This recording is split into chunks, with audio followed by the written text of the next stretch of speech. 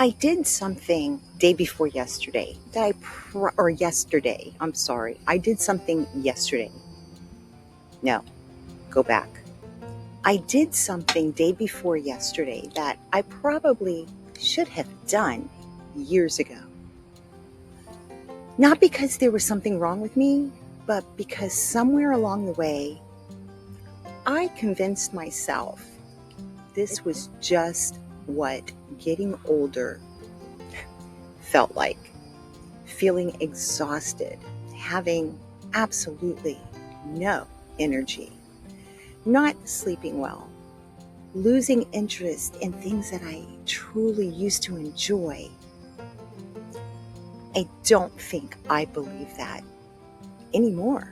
Hi, I'm Glenda, and welcome to Second Act Studio, where I am documenting the final days before retirement and everything this transition is teaching me in real time. Today's story isn't really about hormones. It's about something much deeper. Day before yesterday, I had hormone pellets inserted. That's it. The procedure was quick, somewhat painless, and honestly, the hardest part was all the worrying I had done beforehand. But as I walked back to my car, I realized something. Today wasn't about hormones. It was about permission. Permission to stop assuming that feeling exhausted was simply the price of getting older. Permission to stop believing that losing my energy or my motivation or parts of myself was something that I just had to accept. And that made me wonder, how many things do we keep quietly accepting simply because they've been happening for so long? Don't answer that yet. I shared with you in a previous video a while back that I had been really tired. And I kept asking myself, is this retirement stress? Is this aging? Is this just how my life is going to be now? Then my lab work came back, and it didn't solve everything, and it did not give me a magical fix. But it gave me something I hadn't had before. Some answers. Not perfect answers. Just enough to understand that what I was feeling wasn't simply something that I had to ignore. And that made me ask another question. What if, instead of accepting how we feel, we become curious about it? What might we discover?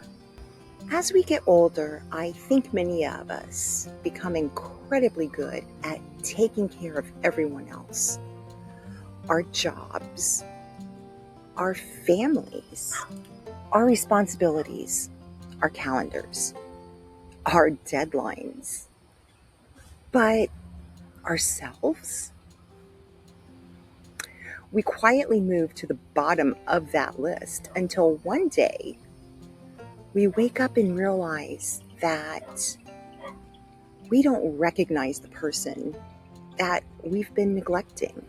What if the person who's been waiting for your attention isn't your spouse or your children or your job? What if it's you? Preparing for retirement isn't only about money or Medicare or deciding when to start collecting your Social Security. It's also about preparing yourself, your health, your body, your energy, and your mind. Because what good is having more time if you don't feel well enough to enjoy it? That realization stayed with me all day. I truly have absolutely no idea how these pellets will work. Maybe they'll make a big difference, and maybe only a small one, but I will tell you honestly either way. But for today, I'm proud of myself, not because I found the perfect answer, but because I finally stopped ignoring the question.